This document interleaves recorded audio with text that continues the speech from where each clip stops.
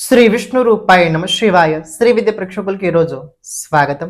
ఈరోజు మనము కర్కటక రాశి వారికి 16th జూన్ నుంచి 30 జూన్ వరకు రాశి ఫలాలు ఎలా ఉండబోతున్నాయి ఇప్పుడు మనం తెలుసుకోబోతున్నాము. ఈ రాశి ఫలాలు ఏవైతే ఉన్నాయో గోచరం లోపల నడుస్తున్న గ్రహస్థితి ఆధారంగా అయితే నిర్మితం చేయడం జరిగింది.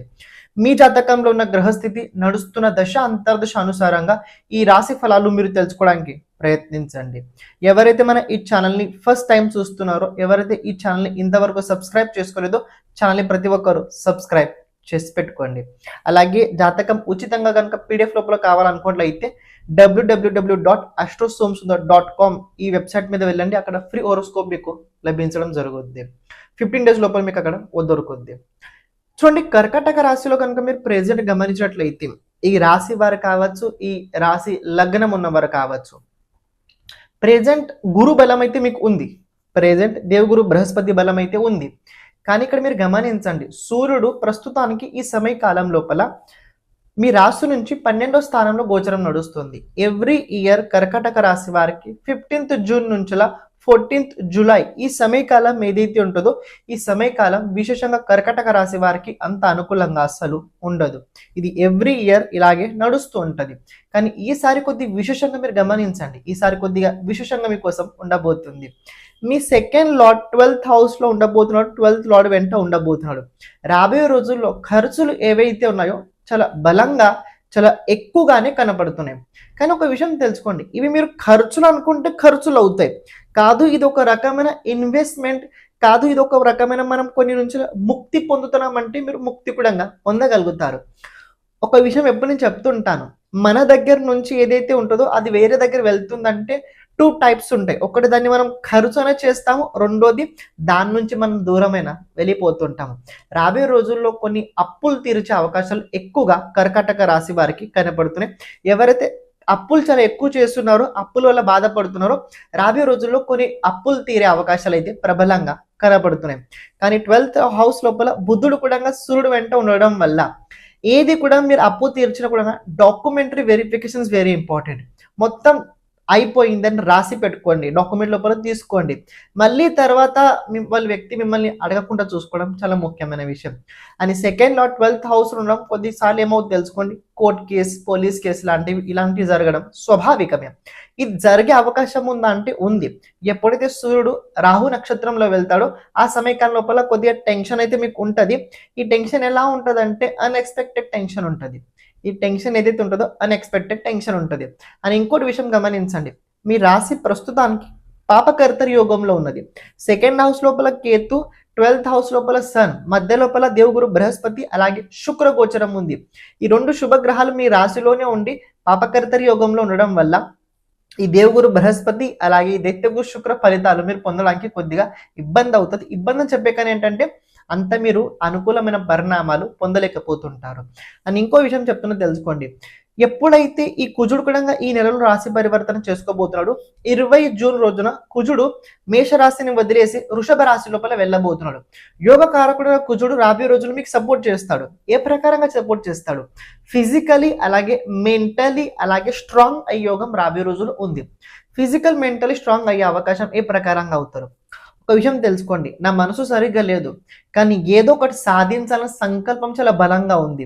ఆ సంకల్పానికి తోడుగా శరీరం సపోర్ట్ ఇస్తుంది.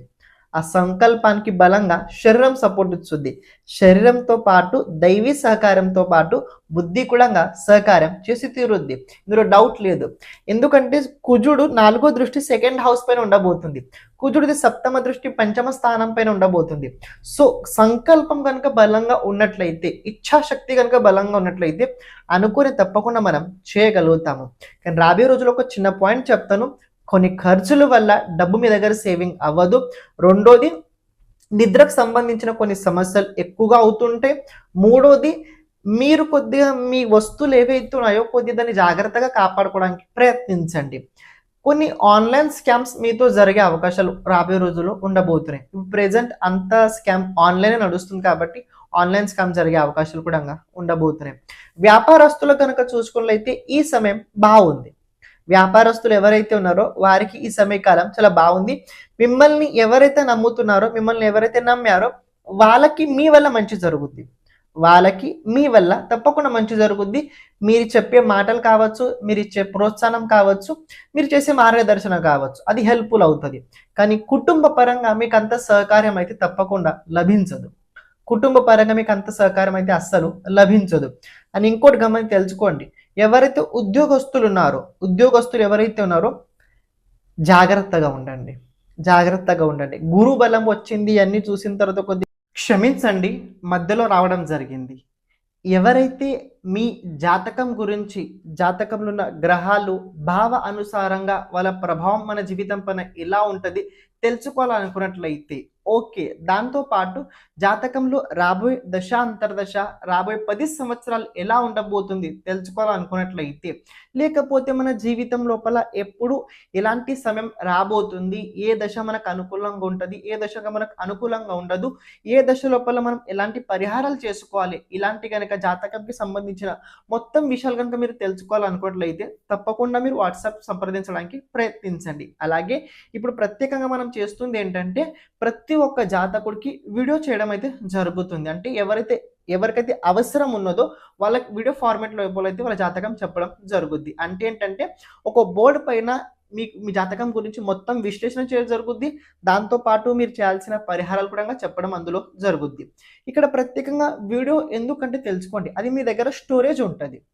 అది మీ దగ్గర స్టోరేజ్ అయి ఉంటుంది. ఇది ఒకటి తెలుసుకోండి. సెకండ్ పాయింట్, ఇది ఎందుకంటే ఎప్పుడైతే మన గురించి మనం ఎక్కువ సార్లు చూస్తుంటాం చూడండి, ఆ టైంలో మన పట్ల మనకు ఎనర్జీ పెరుగుతుంటుంది. జాతకం తెలుసుకోవాల్సిన ముఖ్యమైన కారణం ఏంటంటే జాతకం ఒక రకంగా వెలుగు లాంటి పని చేస్తుంటుంది. చీకట్లో వెళ్ళేటప్పుడు టార్చ్ ఎలా అయితే అవసరం ఉంటుందో మనం జీవితం లోపల ముందుకు వెళ్ళేటప్పుడు ఎలాంటి సమయం ఎక్కడ ఎలా ఉండబోతుందో తెలుసుకోవడం చాలా ముఖ్యమైనది. ఇది జాతక సహాయంగా మనం తెలుసుకోగలుగుతాం. అందుకే ఇది కనుక మనం ప్రతిసారి కనుక ఎప్పుడైతే మనం కష్టాలు ఉన్నప్పుడు కొద్దిగా ఇబ్బంది ఉన్నప్పుడు కనుక మన జాతకం వీడియో కనుక మనం చూసినట్లయితే అది మనకి చాలా చాలా హెల్ప్ఫుల్ తప్పకుండా అయి తీరుద్ది. మీకు ఎవరికైతే జాతకం కనుక మీ జాతకం కనుక వీడియో కనుక కావాలనుకున్నట్లయితే తప్పకుండా సంప్రదించడానికి ప్రయత్నించండి. ఇప్పుడు మీరు ఏదైతే వీడియో చూస్తున్నారో క్యారీ చేయండి. మోటివేషన్ అవ్వకండి. జాగ్రత్తగా ఏ ప్రకారంగా అంటే తప్పుడు నిర్ణయం తీసుకోకుండా జాగ్రత్తగా ఉండండి. ఏదైనా నిర్ణయం తీసుకోవాలనిపించినట్లయితే ఆన్ ది స్పాట్ లోపల అస్సలు తీసుకోకండి. తర్వాత చెప్తాను చెప్పండి. ఏ విషయమైనా కావచ్చు, ఎలాంటిదైనా కావచ్చు, ఆ సమయంలో అస్సలు మీరు చెప్పకండి. తర్వాత ఆలోచించి చెప్తాను అది ఒక మాట మీరు ఉపయోగించండి. ఇదే పరిస్థితి అయినా కావచ్చు, ఎలాంటిదైనా కావచ్చు, అవతల వ్యక్తి మిమ్మల్ని బెదిరించిన కూడా ఆన్ ది స్పాట్ లోపల ఆన్సర్ ఇవ్వకండి, తర్వాత ఇవ్వండి. ఎందుకు ఈ మాట చెప్తున్నా తెలుసుకోండి. సెకండ్ లార్డ్ 12th హౌస్ ఉండడం వల్ల ఏమవుతుందంటే మనం ఏదైతే మాట్లాడుతూ ఉంటామో ఆ మాట్లాడే మాటల వల్ల అవతల వ్యక్తికి నెగటివ్ ఇంప్రెషన్ పడుతుంది. అవతల వ్యక్తికి నెగటివ్ ఇంప్రెషన్తో పాటు మిస్అండర్స్టాండింగ్స్ కూడా అవుతుంటాయి. ఇది తెలుసుకోండి. అని భౌతిక జీవితం లోపల కొన్ని సుఖ భోగాలు అనుభవించే అవకాశాలు కూడా ఉన్నాయి. లగ్జరీ లైఫ్ రాబోయే రోజుల్లో కొన్ని ఖర్చులు ఉన్నాయి. నేను ఖర్చు మాట గురించి చెప్పాను కదా, ఖర్చు రాబోయే రోజుల్లో ఉంది. ఇది మీ పైన కూడా కొన్నిసార్లు ఖర్చులు అవుతాయి. ఏ ప్రకారంగా ఖర్చు అవుతుంది. చాలా రోజుల నుంచి ఏదో ఒకటి కొనాలనుకుంటున్నారు. అది ఇల్లు కావచ్చు, ఏదైనా కావచ్చు. అధిక మాసం వల్ల ఏం చేయలేకపోయారు. అది రాబోయే రోజుల్లో అక్కడ కొన్ని చేసే అవకాశాలు కూడా కనపడుతున్నాయి. పెళ్లికి సంబంధించి విశేషమైన రాబోయే రోజుల్లో పెళ్లి సంబంధాలు కుదిరే అవకాశాలు కూడా ఇక్కడ ఈ కర్కాటక రాశి వారికి కనపడుతుంది. జ్యేష్ఠ మాసం లోపల విశేషంగా ఏంటంటే రాబోయే రోజుల్లో సంకల్ప బలం బలంగా ఉండడం వల్ల వ్యక్తిగతం లోపల కొద్దిగా పాజిటివ్ మార్పులు అయితే మీకోసం జరగబోతున్నాయి. ఇందులో ఇలాంటి రకమైన డౌట్ లేదుకి కర్కాటక రాశి వారు రాబోయే రోజుల్లో ఇబ్బంది ఉండదని. 100% మీకు ఇబ్బంది ఉంటుంది.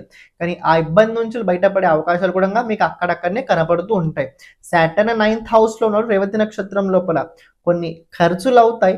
ధార్మిక క్షేత్రాల్లోనే ఖర్చులు అవుతాయి. మరి చేయాల్సింది ఏంటి? ఏకాంతంగా ఉండండి. ఏకాంతంగా ఉంటే ఏమవుతుంది? నేను మీకు ఎప్పుడు ఒక మాట చెప్తుంటా. మనం ఎక్కడైనా వెళ్ళినప్పుడే కదా మనల్ని అన్ని బాధలు మనమే పడతాయి. మనం కనుక ఏకాంతంగా ఉంటే ఏది మన దగ్గర రాదు. సో ఏకాంతంగా ఉండండి. చేయాల్సింది ఏంటి? మీ డెవలప్మెంట్ చేసుకోండి. ఎందుకు ఈ డెవలప్మెంట్ మాట్లాడుతున్నా? దేవగురు బృహస్పతి 9th లార్డ్ మీ రాశిలో ఉన్నాడు. 11th లార్డ్ మీ రాశిలో ఉన్నాడు.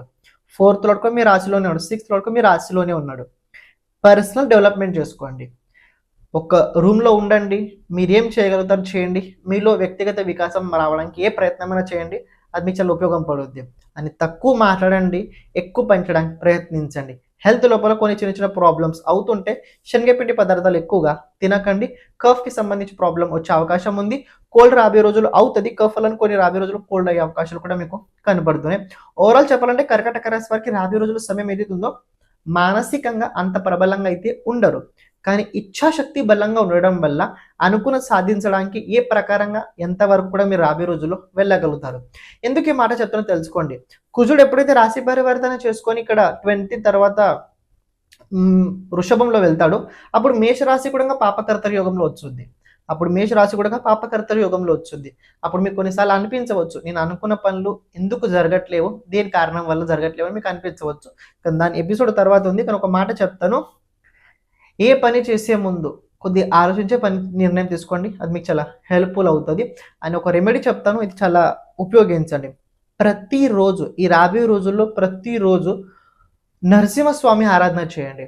ఉగ్రం వీరం మహావిష్ణుం జ్వలంతం సర్వతోముఖం నరసింహం భీషణం భద్రం మృత్యుం నమామ్యహం.